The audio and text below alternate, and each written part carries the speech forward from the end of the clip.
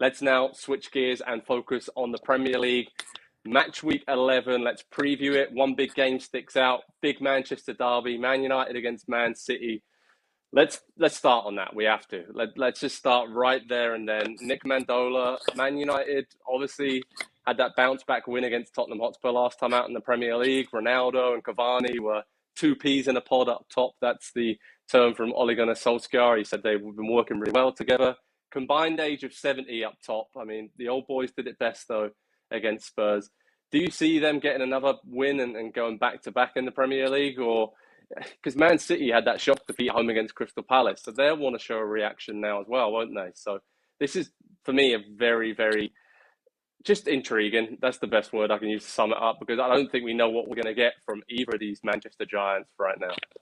Well, what we saw from Man City at midweek playing Bruges was no Ruben Dias, no Fernandinho, Raheem Sterling, Kevin De Bruyne, all kept within, and Gabby Jesus, kept within, 15, 20 minutes. Whereas Manchester United didn't look good with most of their big guys out there. And they rested some guys that show maybe a preference to be defensive in this derby. I personally, this is why Ole Gunnar Solskjaer is going to prove me wrong and probably make me hate him.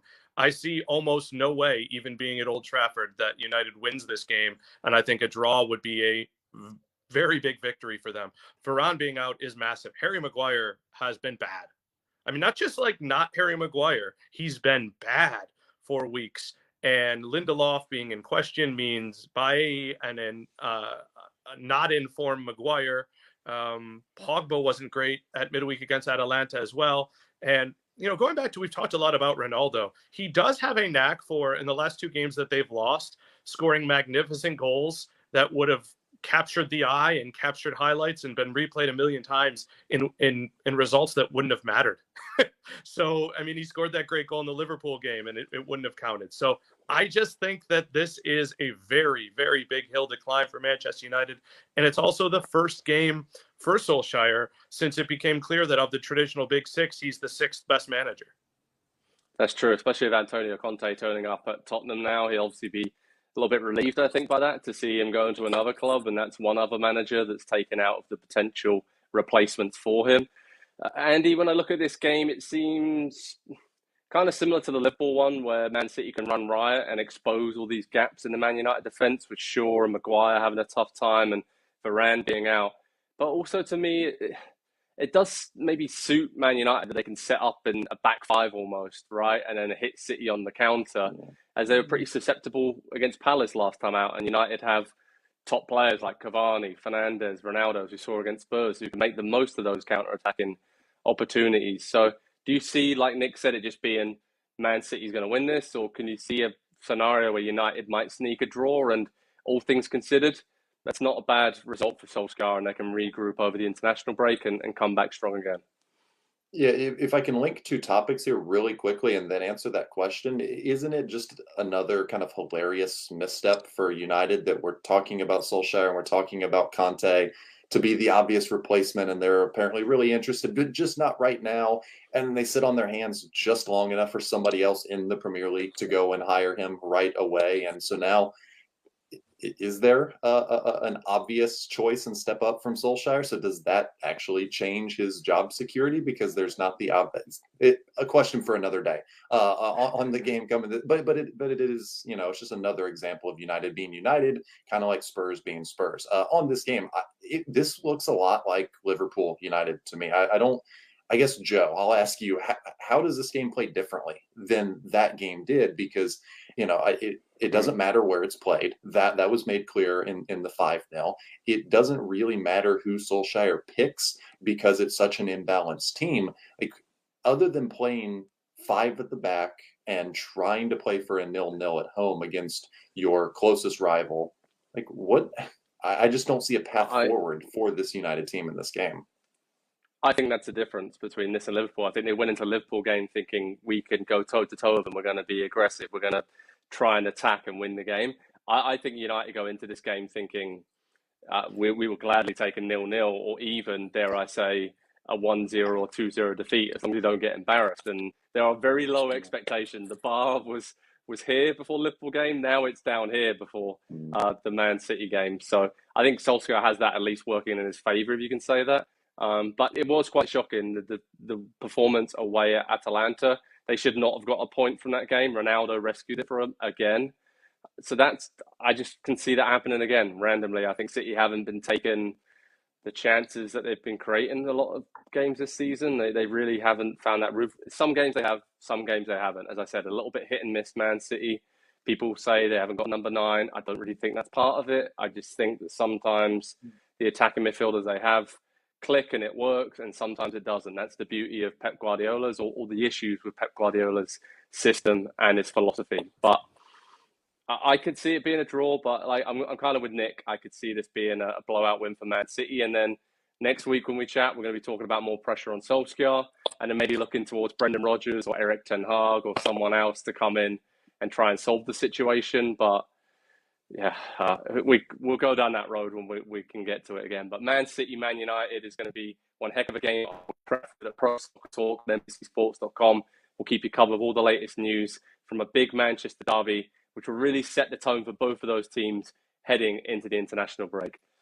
Again, the big game coming up in Matchweek 11. Everton against Tottenham is particularly interesting. Andy, I want to come to you. Antonio Conte's first game in the Premier League in charge of Spurs. Everton are struggling. Rafael Benitez has had some big absentees, which has hampered him in recent weeks. And he initially did a good job at Everton, but it kind of feels like a perfect first Premier League game for Conte at Spurs, doesn't it, the way Everton are playing? It is exactly what I was going to say. 3 losses in a row for Everton. Not that Spurs looked good the last time out, but I think you can look at the 2 squads and see where the quality lies. And I think you can look now at the 2 managers. And obviously, Rafa been there a couple of months now. Conte just coming in. And both of these guys are still Rafa obviously still figuring out what he's got there, and Conte even more so. This is the first game for a new manager coming in midseason, I think is always really important. And not because, he tries to change the momentum or build up that siege mentality. To me, it's more about he's come in, he's had maybe a day or 2 training. That's typically the situation. What has he made of the squad? What has he made of what he's seen? How has that gone against or, reinforced what he thought coming into taking the job? And how is that going to affect the squad selection? Because it always seems like there's 1 or 2 players who get selected a little bit maybe out of left field, or they get brought back in from the cold as soon as a new manager comes in, and they become a vital piece to what that team becomes going forward. And so who's going to be that figure for Spurs? I've looked up and down the squad. I can't really find that player outside of another. Would this be a 3rd or 4th renaissance for Dele Alli at this point in his career at like 25, 26 years old? That's the one player that if he fully and completely buys into the defensive side, as much as we've talked about Ronaldo not wanting to do that. And I know Dele Alli has worked a ton on that. And when he was playing early in the season, he was covering as much ground as anybody in the Premier League. But there still wasn't a ton of statistical output defensively from that. And so if he can get that from Dele and he can, I think that will signal to the squad that everybody should be bought in to Antonio Conte. If he can really get through to Dele Alli, I think that will be a sign that, okay, we've got a real manager here for the first time in a couple of years. We can really get behind him. We can believe in him. We can trust him. It's been a while since Spurs had a manager that I bet a single player felt like, I really trust him. I feel like he's going to be here for a while. Yeah, I agree with you. And it's really interesting to see how he's going to line up 3-5-2, who's going to play on the wing-back positions.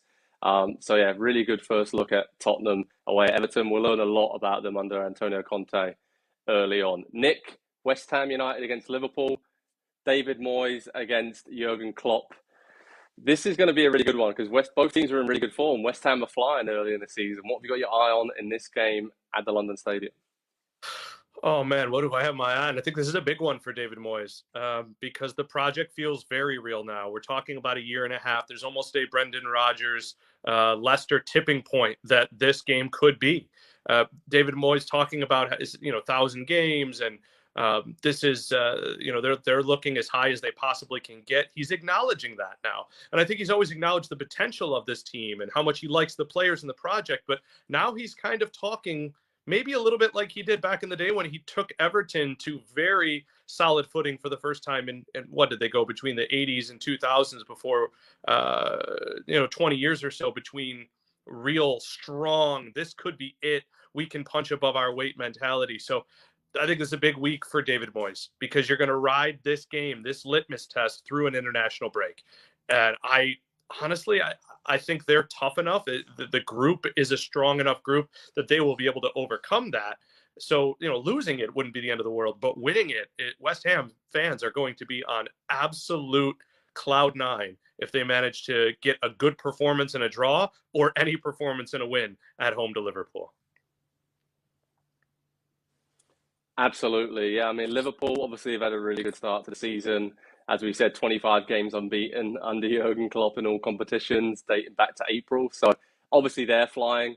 Really looking forward to seeing how West Ham can handle that front three, whoever's up tops, along with Salah, Mane, Firmino, Jota, whoever plays, Liverpool just run riot at the moment. But Brighton did show us how to get in behind that Liverpool defence, and that's the only weak point with Liverpool so far this season. They've given up goals in games where you wouldn't expect them to. So Antonio, Benrahma, Bowen, Fornals, I feel like they could expose some gaps there in that Liverpool defence. Brighton against Newcastle, what we call at PST the Nick Mendola derby. Nick, has come to you again on this one, mate. How are you feeling about the Seagulls and the Magpies? Because Unai Emery didn't arrive at Newcastle. Obviously, now how's the focus? What do you make of all this at Newcastle, mate? Well, I make of it this.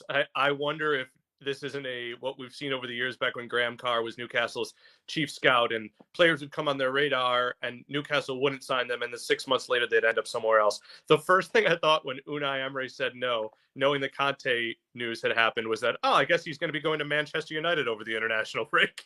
That was the first thing I thought, because this is a situation of you're trying to bring in a guy to take over a team that just doesn't look right.